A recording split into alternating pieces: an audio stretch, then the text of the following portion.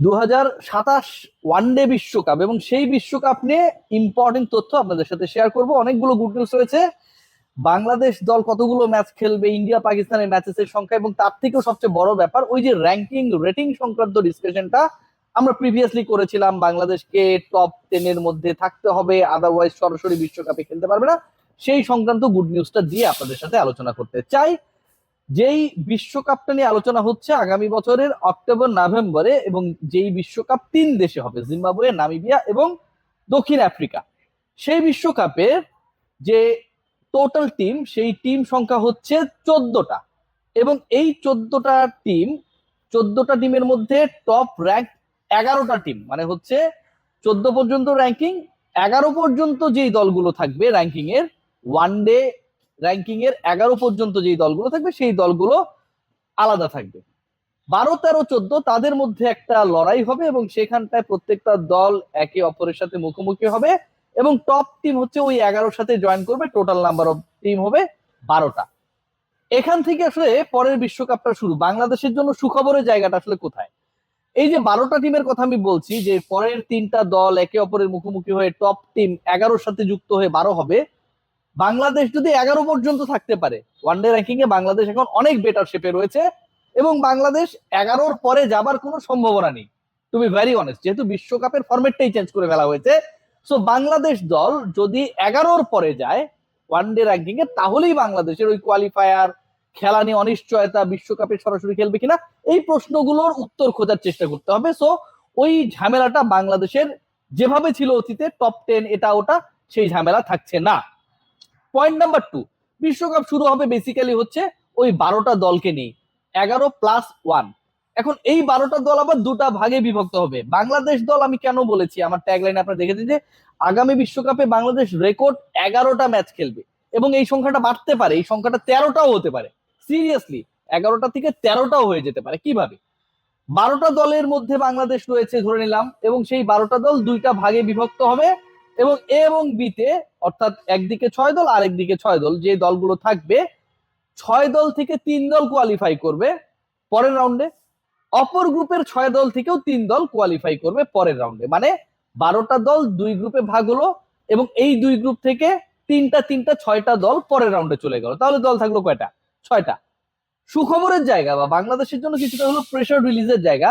ধরুন বাংলাদেশের গ্রুপে বাংলাদেশ রয়েছে, অস্ট্রেলিয়া রয়েছে, দক্ষিণ আফ্রিকা রয়েছে, ইংল্যান্ড রয়েছে, সাথে আরো 2টা ভুয়া টিম রয়েছে। সো এখন এই যে বললাম বাংলাদেশ, ইন্ডিয়া, দক্ষিণ আফ্রিকা, ইংল্যান্ড, মানে 4টা টিমের কথা বললাম। এই 4টা টিমের মধ্যে বাংলাদেশের তো চতুর্থ হওয়ার সম্ভাবনা বেশি তুলনামূলকভাবে, তাই না?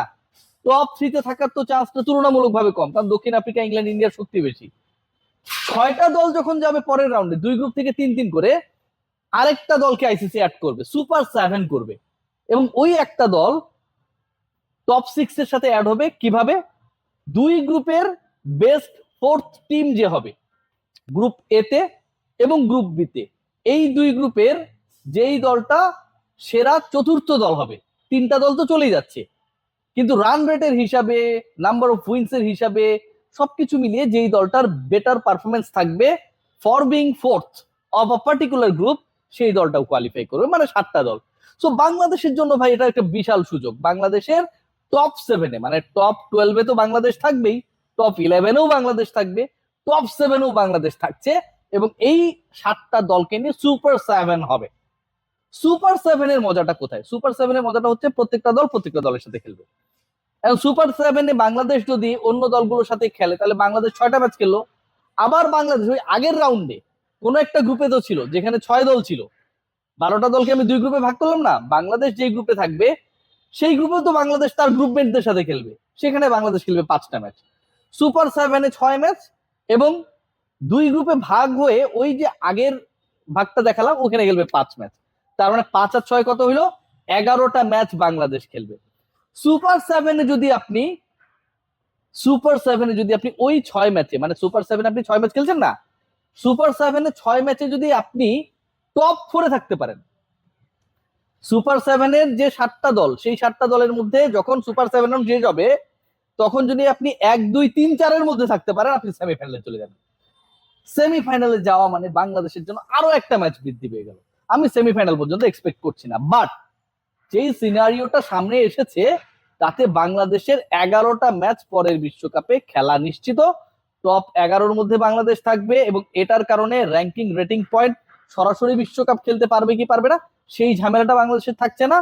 এবং যেহেতু দুই গ্রুপে 12টা দল ভাগ হয়ে খেলবে, সেখানটায় বাংলাদেশ কনফার্ম 5টা ম্যাচ খেলবে এবং টপ 7-এ চলে যেতে পারলে কনফার্ম 6টা ম্যাচ খেলবে। 11টা ম্যাচ বাংলাদেশে খেলা নিশ্চিত। সো নামিবিয়া, জিম্বাবুয়ে, সাউথ আফ্রিকায় যে বিশ্বকাপটা আগামী বছরের অক্টোবর নভেম্বরে হতে যাচ্ছে, সেই বিশ্বকাপ বাংলাদেশের জন্য চান্সেস ক্রিয়েট করেছে। বাট এই চান্সটা আসলে কেন ক্রিয়েট হলো? বাংলাদেশের জন্য এই সুবিধাটা আসলেই কি আইসিসি প্ল্যান করে করেছে যে বাংলাদেশের এই মুহূর্তে ঢুকছে, তারা সরাসরি বিশ্বকাপ খেলতে পারবে কি পারবে না এটা নিয়ে একটা শঙ্কা সংশয় রয়েছে, এই কারণে কি উদ্যোগ নেওয়া হলো, নাকি একটা ডিফারেন্ট রিজন রয়েছে? রিজনটা ডিফারেন্ট ভাই।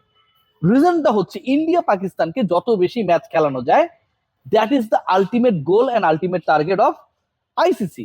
টার্গেটটা কোথায়, কিভাবে ফুলফিল হলো? দেখুন, ইন্ডিয়া পাকিস্তান আপনি বলুন আর না বলুন, মানুন আর নাই বলুন, তারা কিন্তু এক গ্রুপেই থাকবে। সো ওই যে বললাম যে 12টা দল দুই গ্রুপে ভাগ হবে, এই দুই গ্রুপের এ গ্রুপ অথবা বি গ্রুপ কোনো একটা গ্রুপে ইন্ডিয়া যেই গ্রুপে থাকবে পাকিস্তান সেই গ্রুপেই থাকবে, অথবা পাকিস্তান যেই গ্রুপে থাকবে ইন্ডিয়াও সেই গ্রুপে থাকবে। এখন তারা যেহেতু এক গ্রুপে থাকবে, তার মানে তারা তো একে অপরের সাথে খেললো, রাইট? তারা টপ 12-এ একে অপরের সাথে একবার খেললো। আবার যখন সুপার 7 হবে, সুপার 7-এও তো প্রত্যেক দল প্রত্যেক দলের সাথে খেলবে। প্রত্যেক দল যেহেতু প্রত্যেক দলের সাথে খেলবে এবং সুপার 7-এ মানে টপ 7 টিমের মধ্যে ইন্ডিয়া পাকিস্তান বোথ টিমই থাকবে। ইন্ডিয়া পাকিস্তানের মধ্যে কোনো দল অষ্টম হয়ে যাবে, টপ 7-এ যাইতে পারবে না, এটা অবিশ্বাস্য, এটা হওয়ার কোনো সুযোগ নাই। সো ওইখানটায় ইন্ডিয়া পাকিস্তান সুপার 7-এ আরো একবার খেলবে। যদি ওই উপরওয়ালা যদি চায়, এমনও হইতে পারে যে সেমিফাইনালও তাদের আরেকবার দেখা হয়ে যেতে পারে। তার মানে যে ব্যাপারটা দাঁড়াচ্ছে যে ইন্ডিয়া পাকিস্তান ম্যাচকে কেন্দ্র করে আইসিসির যে বাণিজ্য, ইন্ডিয়া পাকিস্তান ম্যাচ যত বেশি খেলানো সম্ভব সেই পরিকল্পনা, এবং সেই পরিকল্পনার বাস্তবায়ন করতে গিয়ে আলটিমেটলি অ্যাডভান্টেজ পেয়েছে বাংলাদেশ। কিভাবে পেল?